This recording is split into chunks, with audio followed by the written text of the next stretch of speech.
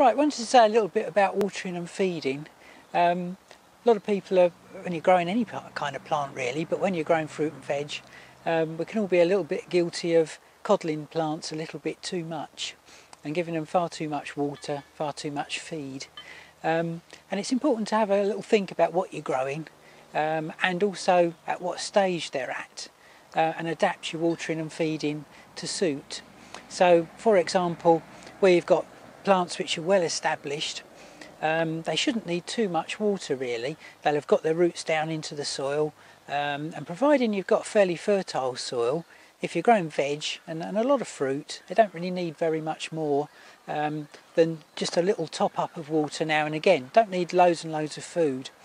If you give too much food, especially nitrogen, you tend to get loads of leaves and not very much, in this case, beans, or whatever else it is you're trying to grow.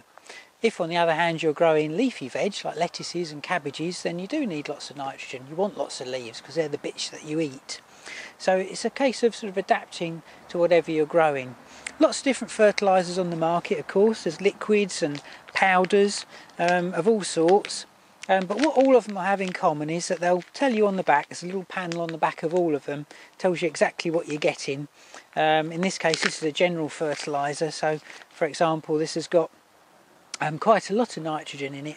It's got some potash, well, quite a lot of potash as well, a little bit less phosphates, but it's a general purpose fertiliser for feeding just about any veg that you can think of. Or you can buy specialist fertilisers like this one, which is actually for strawberries, but there's lots of different versions of this for all different sorts of crops. So it's worth having a look, seeing what's available, thinking about what you're growing and getting the right fertiliser for the job. When plants are young, when they're just starting off, then they do need a little bit more water to get them going.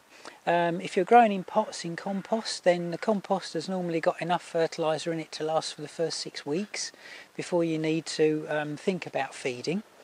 If you are growing in pots, then obviously plants are depending on you for all their food and water. So unlike plants which are growing in the ground like these broad beans, these will pick up water from the soil, from deep in the soil once they're well established.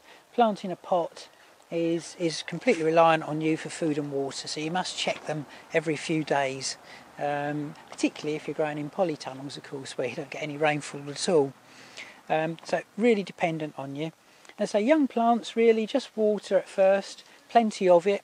As the top of the compost starts to dry out, or the top of the soil, if you're growing outside, starts to dry out, just have a little dig down, and if it's dry then give them some more, a little bit more water if you haven't had any rain.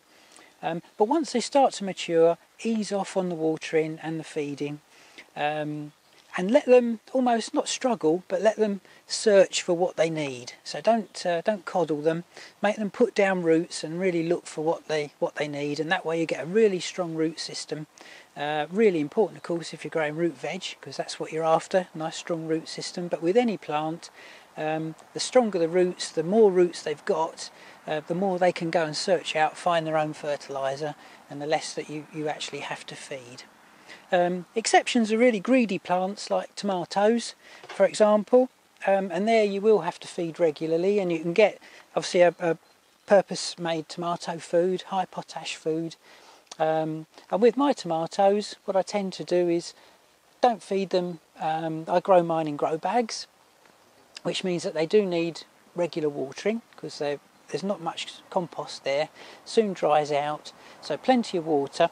But what I'll do is just water at first from when I first planted. Once you get the first truss of flowers, you start using a tomato fertiliser, half strength in the watering can at every watering. I'm useless at remembering to feed. If I was, look on the instructions, it will tell you to feed every 14 days. I'll always forget. So what I tend to do is half strength all the time from when that first truss of flowers sets. So yeah, it's really just thinking about not overfeeding, not overwatering, and just adapting the watering and the feeding to the stage of the life of the plant, the life cycle of the plant, and what crop you're trying to grow, what result you're hoping to achieve.